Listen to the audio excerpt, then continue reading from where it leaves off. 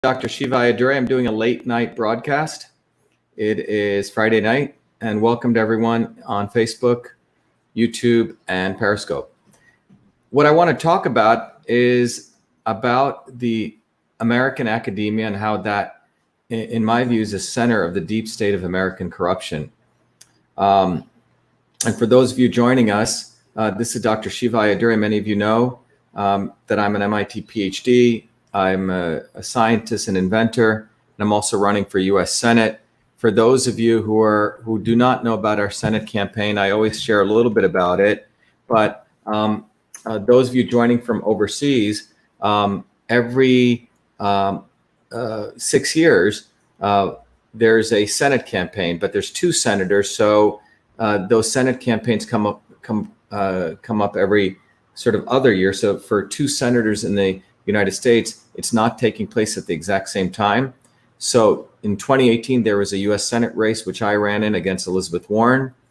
And 2 years later, which is today, which is this year, there's another election coming in, which I'm running against another person called Ed Markey. So that's the United States.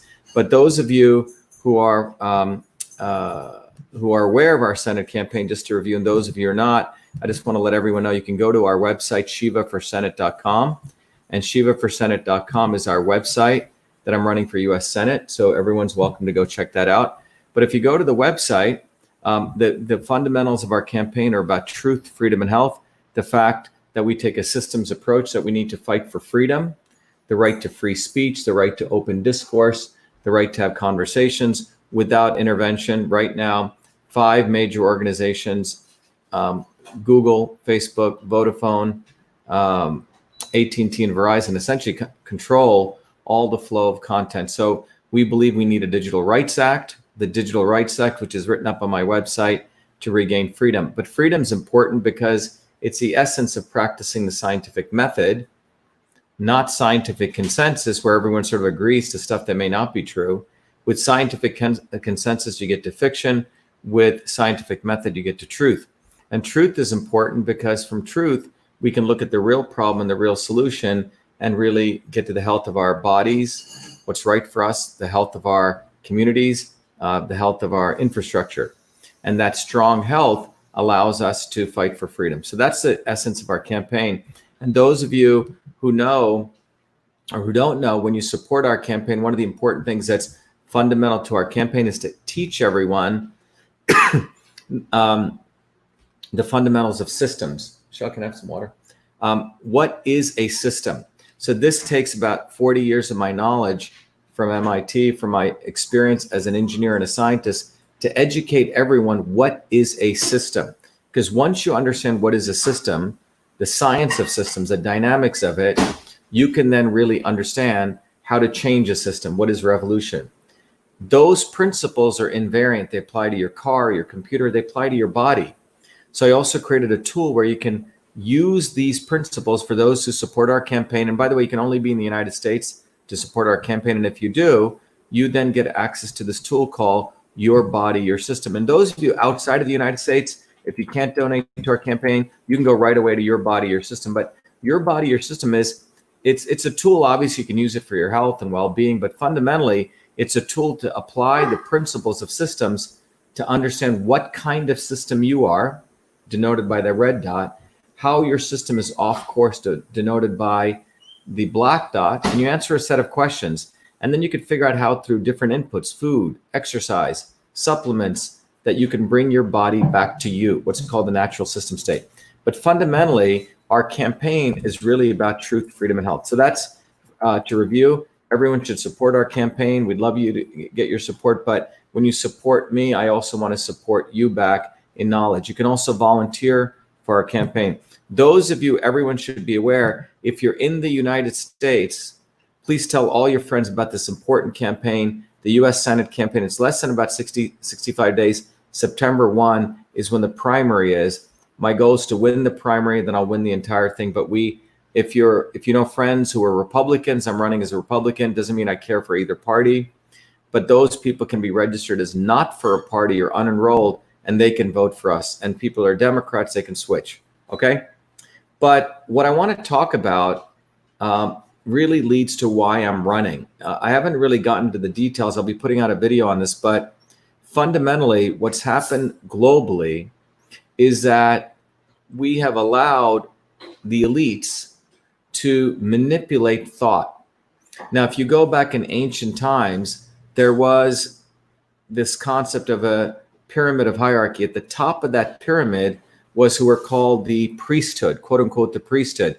Typically, they were the scribes. If you look back in ancient culture, they were the shamans or the intellectuals. What today we would call the academics. And that academic group is the one that advised the kings or the rulers what they should do. And those kings or rulers, were the ones who manned armies.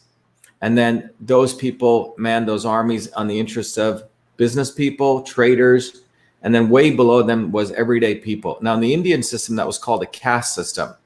I came from an environment where we were considered the bottom, the low caste untouchables. People like me parents, for my background, should never have even made it to the United States. So it was quite extraordinary. But that was a hierarchy. So you had really the aristocracy, which were the kings, but above them were the advisors, the scribes, the academics, the intelligentsia, what you would call the priesthood, who advised the kings what to do. Now, in America, my parents, I came here as an immigrant. Many people, Black, some people came here forcibly, for example, in slavery, and other people came here through other kinds of force, being forced to leave their countries because of religious persecution, or in my case, because of the caste system. And some people came sometimes by choice. But fundamentally, the United States is a country of immigrants. We're all one in that sense, whether you're Irish or Italian or German or Indian. We all came from other countries. But we came to this country to make a better life for ourselves. That's what it was about. And the American Revolution had taken place because the rising merchant class in this country, the rising entrepreneur class, wanted to break from feudalism. They wanted to break from the aristocracy of kings and queens who had created an environment that your success in life was very little to do with what you did, but it was where you were born, what you were born to. It was hitting the birth lottery. And that was the aristocracy. That was essentially the rule of kings and queens. And when America broke from that, we said we were going to chart a different world, that by and large, that world was going to be charted by what you did, meritocracy. There was a concept of the enlightened ones, even in that model, but it came from bottoms up, what you achieved. It wasn't from top down. This was a very fundamental difference. And over the many, many years, America prospered because we allowed people to basically take risks. Immigrants came in legally, most of them. And through that process, we created a very vibrant economy, a lot of small businesses, a lot of entrepreneurialism. But starting around probably initially in the 40s, peaking in the 1970s, we started creating an environment in this country where it started becoming much more monopolistic. It became much more regulated, which means top-down governance. And the theoreticians behind this model were the liberal elite institutions of academia. And these academic institutions were nonprofits, 501c3s, nonprofit institutions, which means they didn't pay tax like you and I do. I must pay so many taxes. I pay personal income tax. I pay property tax. I pay excise tax. I pay payroll tax. I pay all sorts of taxes as an entrepreneur. And then I have to pay sometimes double taxation if I run a C corporation. So I pay lots and lots of taxes. Businesses do, you do, I do. But these nonprofits, these universities, do not pay any tax. So for example, Harvard University, only recently, out of outrage, did they start paying about a 1.2% tax, which they should be paying a lot more. These universities and nonprofits, by the way, in the United States, over the last 20 years, we've seen the university amount of assets that they have grow by nearly 250%. $1.7 trillion. $1.7 trillion is in these nonprofits in the United States. Non-tax, this includes Harvard, MIT, the Clinton Global Initiative, Gates Foundation, on and on and on and on.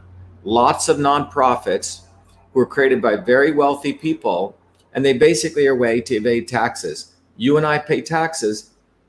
Harvard doesn't. Only recently did they pay a little tax, about 1.3-4%. But still, it's nowhere near what they do. These universities are basically hedge funds. They get money from you and I, our taxes go to pay them through nearly 750 million is what Harvard gets, okay, in terms of federal grants. They get financial aid, all right? They get to buy property. They own millions of square feet of real estate just in the town of Alston. No property tax they pay, zero. You and I have to pay property tax. And these institutions are where people go to, young people. They get given an elitist model of who they are, and these universities pay zero taxes. The professors like Elizabeth Warren, who lied to get in there, saying she was an Indian, they get the best health care. I run a business. It's very hard for me to even pay for healthcare. So a lot of businesses move to contractor mode because it's too difficult to even sustain your businesses anymore. But universities pay no taxes. They basically are investment funds. They take a lot of money from us. They invest it on Wall Street. They make more money. They pay their people. That's what's going on in this country. Academia, on top of it, has become a place of false narratives. They're really the fake news behind fake news. Because of the amount of money that flows through them, I'll talk more about this. I'm going to start doing a series on this. They basically will write science, create science that matches the narratives to meet the funding sources that they're getting from. This is what's going on in the United States. And lawyers are the ones who create the rules, the laws. So these nonprofits from Clinton Global Initiative, Gates Foundation can maneuver, they can get away. And these nonprofits, including Harvard University, et cetera, they're basically governments unto their own. They get all this nonprofit money. They can make decisions without legislative authority, without law, and they basically are designing policy for the world. So if you look at, as I shared before, if you look at the Zuckerberg Foundation, billions of dollars, the Gates Foundation, the Clinton Global Initiative, these foundations are essentially running their own governments. As a foundation, they only have to give 5% of their assets for some do-good stuff. The rest of it, it's theirs. And when they move money into their foundations, they don't pay any taxes. And they get the benefit of acting as though they're doing good for us. And then they get to use that money through their foundation to guide public policy. So that's what I wanted to talk to you about. We have created a world right now that these nonprofits, these universities have become the new aristocracy. The same aristocracy that you and I, if you're Irish, if you're German, if you're Italian, if you're Yugoslavian, if you're Indian, if you're Black, we came to this country, forcibly or otherwise, to leave other countries, to either work here, etc. And as a part of that, we were hopeful that we would get access to the American dream, which means coming bottoms up. But what has happened in this country is that particularly these large nonprofits and these academics have now become a new aristocracy. That's what's happened. They cheat, they lie, they don't pay taxes. You and I do, we pay property taxes, and that is a new aristocracy. And they're all backed by very clever lawyers who support essentially white-collar criminals in the way they do this. So I believe that we're basically back to probably 1776. At that time, it was taxation without representation. This time we get taxed and they get to evade taxes. That's what's happened. So yes, I'm running as a Republican, but I believe these people should be taxed at the full 20 to 30%. They're running hedge funds. If you take a university like Harvard, I've said this for many, many years, one of the first people to say it, that they are running essentially investment funds. And you and I are supporting their gambling on Wall Street. And if this doesn't get you angry, you should recognize and you should think about it. Why is it that we give these institutions so much respect? So much respect. Why does Elizabeth Warren get so much respect? Why does someone like the Kennedys, who all went to Harvard, by the way, one incestuous cesspool, get so much respect? And you go down the list, Romney, Mr. Baker, Weld, I mean, the biggest global elites, John Roberts, all went through the hallowed halls of Harvard. Many of them are faculty there, but they are the modern elites. By the way, lawyers, their title is Esquire. It's a title of nobility, one level above gentleman, one level below knight. And academics are basically like the priesthood. They basically create science, manufacture it, which is then taken by media and utilized. So I'll be having more conversations about this, but one of the central parts of our campaign for Shiva for Senate is going to really bring out the fact that we today live in a caste system in this country, and we have to take back our country. They have one rule for themselves and another rule for us. And those of you from outside of this, the United States, will probably see the same feature in your countries. We have created the same old caste model. That's what we've created. One rule for them, one rule for us. And what it's really coming down to is truth, freedom, and health versus the powers of power, profit, and control. It's the lawyers who basically, the elite, believe only lawyers should be politicians, not people like you and I, not people who work for a living. Why? Because the lawyers are the ones who make the laws to create their tax havens. They create their laws while they can murder and rape people and get away with it, not you or I.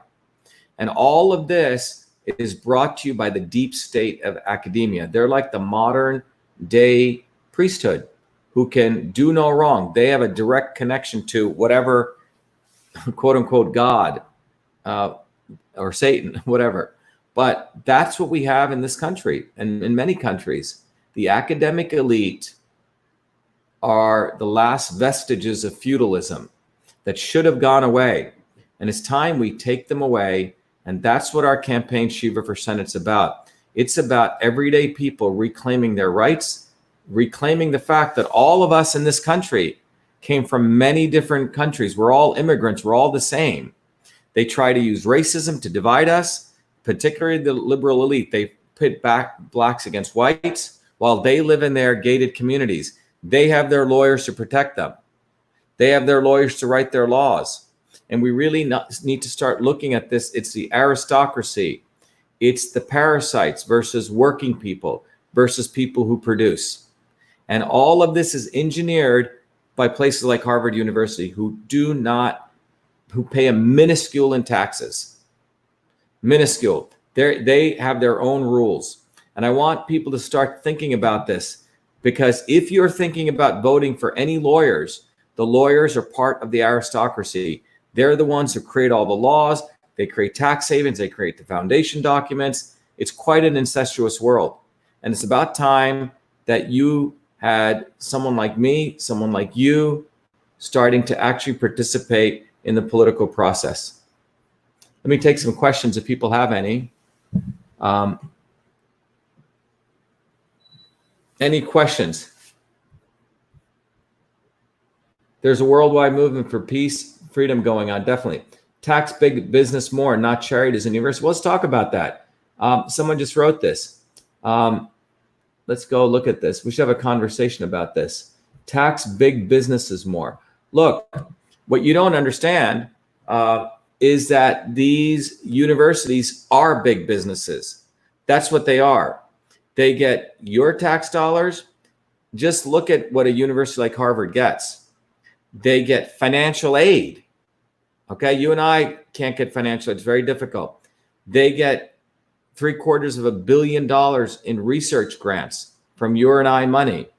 Then they get donations, all tax-free. They get to buy property tax-free. They are businesses. They are not charities. They are big businesses. And on top of that, they take all that money, then they invest it in Wall Street. Well, Harvard, for example, paid nearly $55 million to their 5 or 6 hedge fund managers a few years ago. And on top of that, they have a attitude like they are the ones who know everything. They're the ones, for example, Harvard is running something to shut down homeschooling. They're the ones who design public health policy, vaccine mandates. You go down the list, and they all work very closely together because the policies, the papers, the quote unquote science that they write determines public policy. So they shouldn't be charities. They're not charities. They're basically big businesses using and exploiting the tax laws. So I just want to make that very clear. What about praying for your tribe? Thank you. Yeah, so someone said, what do I think about MOOCs? Supposedly free, but big business. Yes. Mark asked, so MOOCs are basically these platforms that you can go, get a free education. edX is one of them. Turns out that these are essentially a gateway for creating a new business model, because the big universities know that if things go the way they're going, they're basically going to get disintermediated by essentially people starting to put courses online. So what they're doing is they're taking their brand and they're putting it into these online quote unquote free platforms, but they're really not free, because what they do is they hook you in, and then they're basically big business because they then sell you many other things, but it's a way that they're trying to hold on to their brand equity.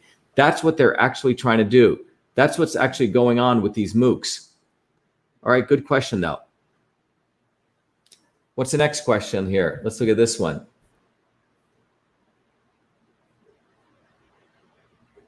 Someone said, yeah, this is a good question here. Someone said, it is interesting you mentioned that these were traditionally the gatekeepers of knowledge in the priesthood. Maybe the open source movement and the citizen science movement. Yes. So PJ, you hit it right on the head. One of the things that is part of our campaign is we need to move to citizen science, which means there's a lot of smart people in this world. Look, I invented email long before I even heard of MIT. Part of this entire narrative is that they take the best minds, bring them to these universities, brand them with their brand, okay? So as though they are the only ones who can create great students. They're the only ones who can innovate. When the truth is, innovation can occur anytime, any place, by anybody. And when we fund these universities, that data should be our data. That data should be data that is up online when we fund them, that we can use to do our own research. So as they're doing research, the data needs to go online for us to use citizen science. Someone wrote the industrial medical complex, the military industrial complex, the industrial university complex. No public servant should be allowed to operate a nonprofit foundation or institute for charity. Look, there's going to be a lot of stuff which we'll be sharing about the workings of the Clinton Foundation, how they've been involved, the Clinton Foundation, USAID, the Gates Foundation. Many of these foundations have been involved in orchestrating the coronavirus pandemic. I've been talking about this. First one to let everyone know this whole thing was a fear-mongering hoax. One of the biggest money-making features that the universities are involved. Many of these universities, which is to support the fake science with this fear-mongering, but they're going to be involved in contact tracing, multi-billion-dollar industry. Partners in Health essentially has gotten the monopoly on that. So these universities create narratives, bullshit narratives that HIV causes AIDS, CO2 is a pollutant. They're basically manufacturers of bullshit science, fake science. And using that fake science, then it's sort of spread out everywhere, and it becomes a fear basis. It becomes a basis for manipulating people. It becomes the basis for generating fear, which can be then used to generate a fake solution, fake problem, and a fake solution. And vast amounts of money are moved and laundered as a part of this process. The universities are the centerpiece of creating the lies and the fake science which power this. They are the aristocracy, and they are supported by the legal class of lawyers. That's what's going on. The universities are the fake science, which creates these narratives. Those narratives are used to generate fear. Those fears are used to push out a fake solution, fake problem, fake solution. And at the end of it, we are the ones who pay for that. More taxes on us, and they do not get taxed.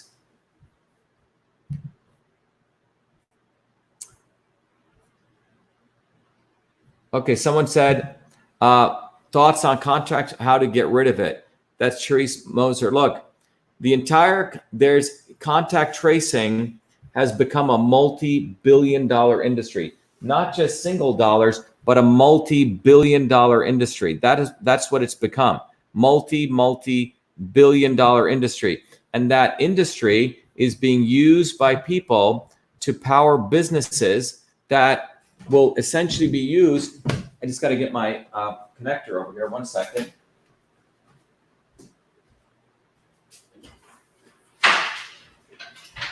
Those businesses are being used by a finite set of people to empower a huge industry of contact tracing. And that industry is going to be used for surveillance, but the industry itself is a multi-billion-dollar industry and could likely be $1 trillion industry.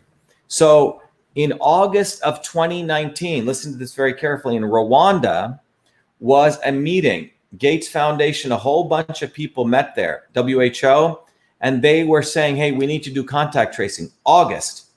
Well, what happens? Then we get coronavirus. And guess what? The people who have given Partners in Health essentially the contract to do contact tracing, you can originate them back to August in Rwanda. And you can literally see the global fund, and I'll talk more about this tomorrow, that was set up to really move a lot of this money. And if you look at all the major donors in that global fund, were all the places where the coronavirus hit. Okay? So contact tracing is big, big money itself, separate from the vaccines and the viruses. And we'll talk more about that. What are your thoughts on Supreme Court? Yeah, it's power and lifetime appointments of justice. Look, John Roberts was appointed there by the Bushes, Romneys, Obamas, you go down the list. These people are the modern day aristocracy. And, you know, we can impeach justices. It's difficult, but we can impeach them. I think there should be terms on justices. I don't think it should be lifetime appointments. And I think it's high time that's come that it should also be able to recall these justices. It should be easier to impeach them also. Yeah, well, John Roberts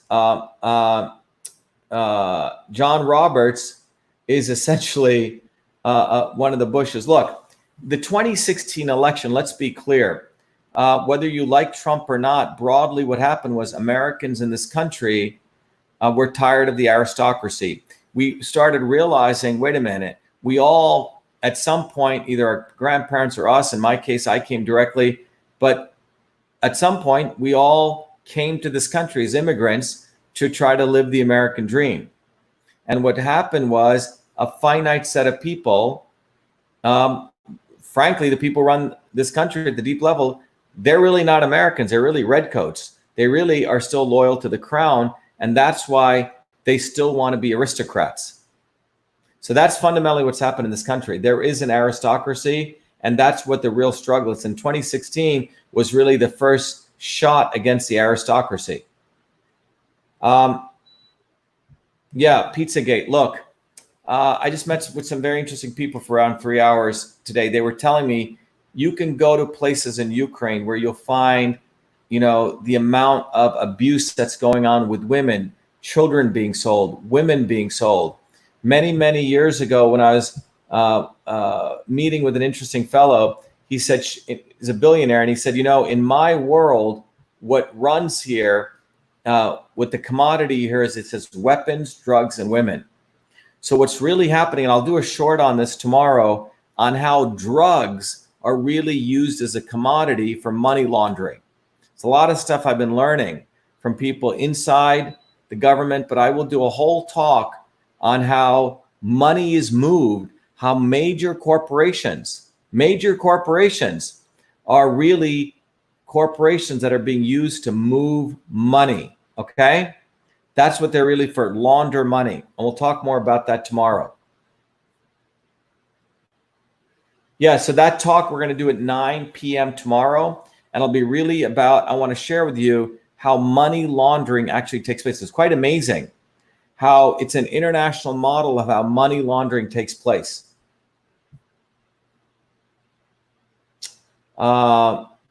Let's see. What are your thoughts on education? Will our children ever have the opportunity for great education? Look, I want to close on this question by letting everyone know that in 1776, there was a revolution in this country. It was taxation without representation. Remember, it was against the British East India Company. The British East India Company, which is part of the crown, was basically has subjugated all of us. Whether you were Irish, they were screwing over the Irish. They were screwing over Indians. They were screwing over Africa. They probably screwed over all of us. And they were screwing over the people in America. And one of the important things to recognize is that that entire process of subjugating people began by basically ensuring that our children also today don't get the right education they deserve. They don't get to really think. So these institutions of power are basically taking our children, and what they're doing is making them educated, vulnerable elites. They're teaching them not to really think. They're teaching them to get good grades, and they'll do anything to get those good grades, but never challenging their teachers, but never actually thinking. And this kind of mindset means that our kids aren't going to get the right education. One of the ways out of this is to eliminate all accreditation, regulation, because what they've done is they want to attack homeschooling. They want to say only they are the places that are the anointed ones who can teach. And one of the best ways we can get back to real education is we also need to bust up a lot of these teachers' unions. In the 70s, teachers still had some power. A teacher would figure out what their kids needed, and they would figure out what was right for them. And the unions got so strong and powerful that they even subjugate the teachers from doing their job. So that's what's unfortunately happened. We have top-down medicine, top-down education, and academia has essentially become the oldest profession. Anyway, I'll talk more about it tomorrow, but I wanted to just have you guys start thinking about this, that the academic elite are really the priesthood. Think about presidents come and go, prime ministers come and go, left and right. But these academics, Kissinger, Brzezinski, you can go look at them. They're always in the background, always. The academics never go. They almost have a job for life. Those are the people who are the aristocrats. Again, in bed with lawyers. So the election in Massachusetts in 2020, in closing, I want everyone to know that I'm running for U.S. Senate. People should take advantage of this election. Support our campaign, donate, volunteer. If you're in Massachusetts, please join the campaign. If you're outside of Massachusetts, tell all your friends. September 1 is a primary election. We must win. This is really a fight between truth, freedom, and health, and power, profit, and control, between working people like us against the elite and the lawyers who protect them. That's what this is about. It's the people versus massive amounts of power. Anyway, thank you, everyone. Be well. Have a good night. And I wish you well. Thank you. Goodbye, everyone on Instagram. Goodbye, everyone. Thank you.